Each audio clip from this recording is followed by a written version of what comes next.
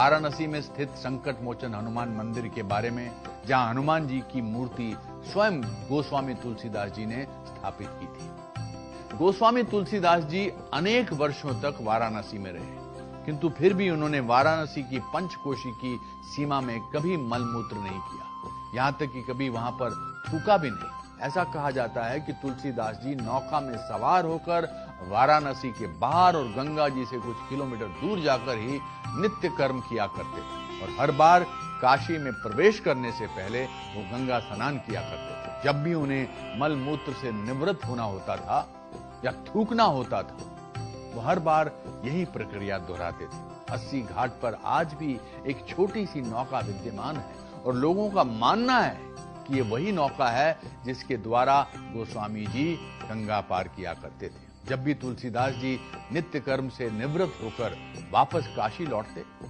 तो उनके कमंडल में बचे हुए जल को वो एक वृक्ष पर डाल दिया करते थे। उस वृक्ष पर एक प्रेत निवास करता था। एक बार प्रेत ने तुलसीदास जी से कहा, मैं एक अरसे से प्यासा था, आपके जल से मुझे बड़ी तृप्ति मिली, इसलिए आप मुझे बहुत प्रिय हैं।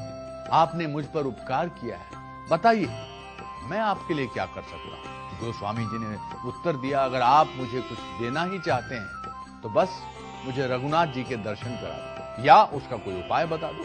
प्रेत हंसते हुए बोला, महाराज, अगर हम में भगवान के दर्शन कराने का सामर्थ्य होता तो हम प्रेत योनि क्यों भोगते, परंतु हम आपको ये जरूर बता सकते हैं कि आपको श्री राम के दर्शन कैसे हो सकते हैं। काशी में एक स्थान पर नित्य राम कथा होती है, और उस राम कथा को सुनने के लिए राम भक्त हनुमान जी रोज आते हैं। मैले कुचैले वस्त्र पहने हुए कुष्ठ रोगी का रूप धारण करके वो सबसे पहले आते हैं और पीछे छिपकर बैठ जाते हैं, और सबसे आखिरी में जाते हैं। ये उनकी पहचान है।